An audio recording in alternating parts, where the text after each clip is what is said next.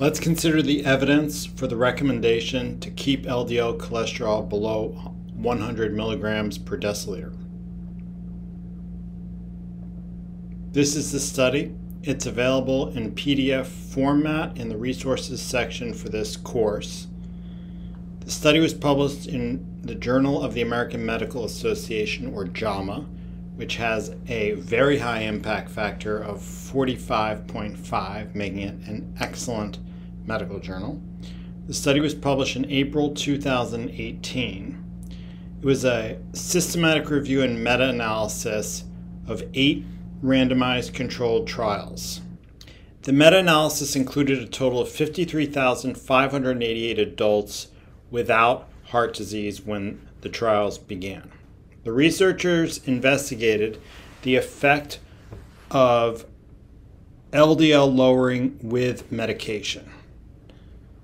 They compared people whose LDL was lowered aggressively with medication to those who were lowered less aggressively with medication. The investigators found that patients whose LDL cholesterol was lowered more dramatically, more aggressively with medication, had a lower risk of mortality than the group whose LDL cholesterol was less aggressively lowered with medication.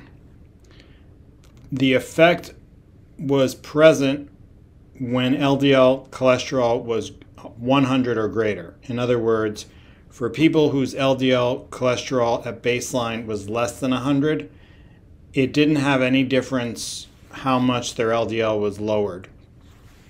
The effect was only pronounced with an LDL of greater than 100. Let's take a look at the graph to explain this a little better.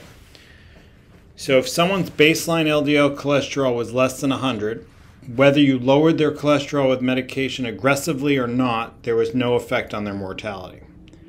In patients whose LDL was 100 to 129, the more aggressively you lower their LDL, the greater their mortality risk reduction, a 9% reduction for the more aggressively lowered group.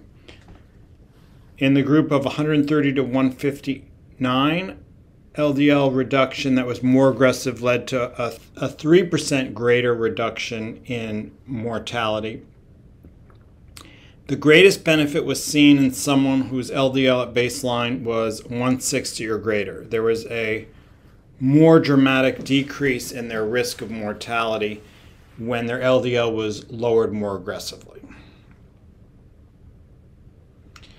What we can take away from this study is that for people without prior history of cardiovascular disease, that is for primary prevention, if your LDL cholesterol is 100 or greater, it pays to lower it. It reduces your risk of mortality to lower it, and the more you lower it, the better. And the higher it is at baseline, the greater the benefit for lowering it.